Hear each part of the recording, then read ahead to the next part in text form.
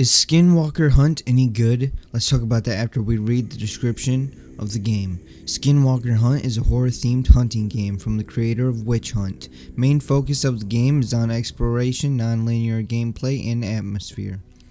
I'm just going to say that this game is pretty much like Folklore Hunter and Bigfoot and other games like that, but this game is single player instead of multiplayer, and this game is also in early access.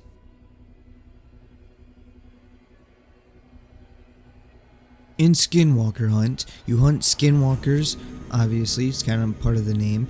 You have two big open maps as of right now in early access that have areas to explore and items to find. You spawn with a sniper rifle, and there's also an ammo box where you spawn. You get 4 totems, bear traps, meat, flares, and campfires. You can set down the totems and they scan a small area, and you can use your blood to increase the area that the blood totems or the totems scan. And when the totems scan, if the skinwalker is in the area, they'll mark the skinwalker if he walks in the range. Totems are also a way to save your progress, and if you die, you'll keep your progress as long as you saved at a totem, and if you die, you'll go back to the last time that you saved at a totem, and if you didn't save at a totem, you go all the way back to the beginning. Bear traps can activate when the skinwalker walks on them. They don't really trap the skinwalker. They drop blood where the bear trap is. They break the bear trap, and the skinwalker gets marked for like maybe 10 seconds. And if you put some raw meat in the trap, it will increase. Well, the more raw meat you put in the trap, it will increase the chances of the skinwalker going to the trap and then tripping the trap, stepping on the trap. And then when the trap happens, it drips some blood, and you can walk up and interact with the blood to put a marker on the skinwalker and see where he is, the direction that he is in the map. And you can also cook the meat at a campfire instead of putting it in the trap to make food, and when you eat the food you get some health back. So you might want to hunt some other animals while you're hunting just to get some meat, and you can use raw meat in the bear traps or cook it to get some health back. If you encounter animals while you're wandering around the area or hunting the skinwalker, most of them, in fact I think actually all of them, will try to attack you. So if you don't want to kill them or fight them, or you don't want them to attack you and lose some health, you can use flares to scare away the animals so they don't attack you and you don't have to kill them. There are also these cultists that are in the maps, and when you kill them you get to choose from a set of 3 different upgrades. Though the cultists seem to have a huge, massive amount of health, and they're kind of boring to fight, mostly because you can't be next to them, so you're always going to have to kind of run from them because they have a melee weapon. So you're going to have to run from the cultist, turn, shoot the cultist with either your sniper rifle or your shotgun, and then you're going to have to run, turn, shoot again, and it's just kind of like that until they're dead. And if you have low health, they'll hit you, it'll turn into slow motion, and then you shoot the cultist, and then you just kind of, run a little bit, and then you maybe possibly get hit again, and then turn around and shoot them in slow motion and stuff, and then you try to get as many headshots, because I think headshots do more damage, though I'm not actually 100% sure on that one. But either way, the cultists have an extreme amount of health, and whether you're using the sniper rifle or the shotgun, it's still going to take a ton of bullets to kill them, and they're just boring.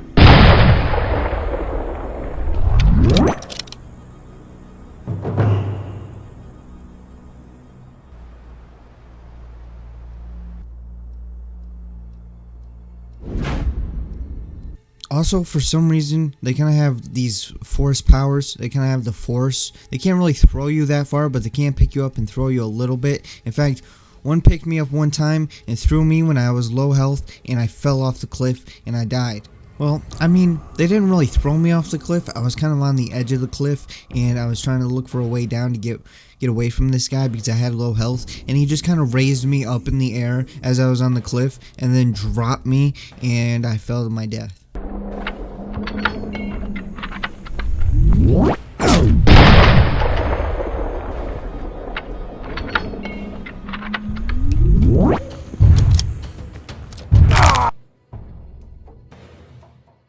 The Skinwalker, on the other hand, it seems actually easier to kill than the Cultist, because yes, it may take more time to kill the Skinwalker, but the Cultist actually is more vicious and tries to kill you more, because the Skinwalker, he seems a bit easy. He just kind of runs up to you and you just shoot him one time and he gets scared and just runs away. He just runs away into the forest after you hit him one time. He can go invisible, but you can pretty much see him when he is invisible. And I don't know, it's just like you shoot him once, he runs away, he comes back, he tries to run at you, you shoot him again, he runs away, and it's just that over and over again. That's why it takes so long to kill him. But you know, he does attack you. He did hit me a couple times, but as long as you can see him before he walks up and smacks you, you know, you're not really going to have a hard time trying to survive from the Skinwalker. It's more of a, you got to try to hunt down the Skinwalker than really, you know, try to survive and kill the Skinwalker.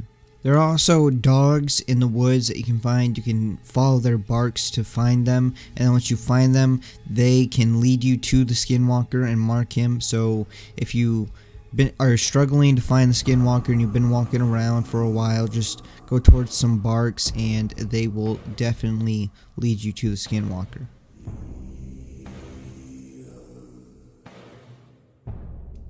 This game looks good, the lighting is good, the whole atmosphere of like nighttime in the woods, and this game just creates a very good, dark, spooky woods environment. Not really sure how to describe it here, but it's a good environment, and it'll definitely, you know, keep your attention while you're wandering around. You're always thinking, is something gonna pop up? I don't know. Is something gonna jump out and try to scare me?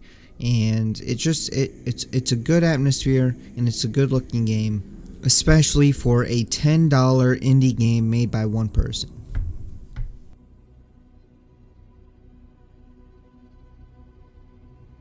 I would recommend this game if you're into games like Bigfoot and Folklore Hunter. Now, I played Bigfoot. I didn't like Bigfoot because I felt like Bigfoot didn't come out enough. When I played that game, it was just like I played it for like an hour and a half, and I only seen Bigfoot like 1 to 2 times, and it was just very boring. Even when playing it in a group, it just got very boring because we were just walking around in the woods for an hour and a half.